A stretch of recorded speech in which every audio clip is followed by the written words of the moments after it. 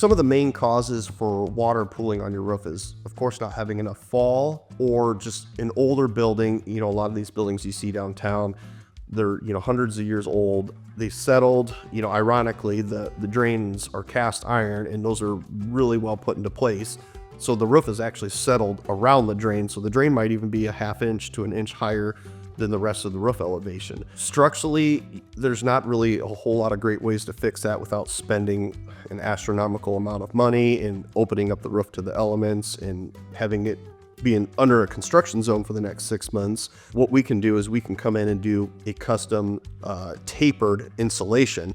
We can build up the insulation as thick and as high as we need to go to get the water to move where we need it to. We can start at the drain with whether it's a 1/4 inch or ½ inch, and then we can do a tapered insulation as we get further away, and that way we can eliminate any of the ponding water. And sometimes if it's bad enough, we may even need to build up a low spot in the roof prior to that to get a nice flat uniform starting point, and then we'll put on a tapered insulation and get all the water to move towards the drain.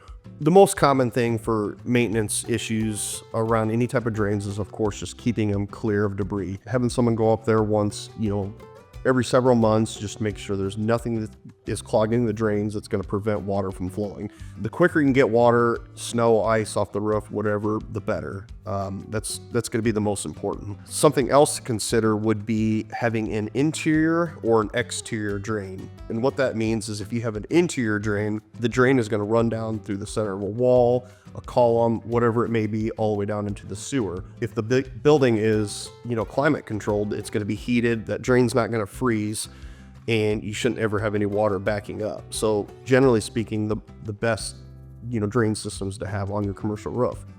An exterior drain where the water flows to, whether it's a gutter, a scupper, or even just a drain that elbows off and goes outside. A lot of times, if we get cold enough weather, depending on, what climate you live in, that drain can freeze, and then the water will actually back up and pool onto the roof, or possibly even pool and get underneath the membrane.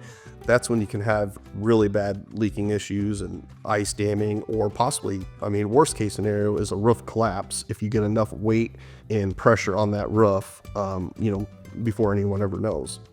So making sure to keep those drains open is very important. And if you have a freezing issue, you can have a contractor come out and look and see if we can cut in an overflow scupper, which what that means is literally cutting a hole into the wall and putting a nice leader head box. So if the water ever gets more than, let's say, 2 inches deep, it'll start to flow out of that wall. So as the building owner would see, if there's water ever coming out of that overflow scupper, he knows, hey, my drain's clogged, I need to get up there and do something.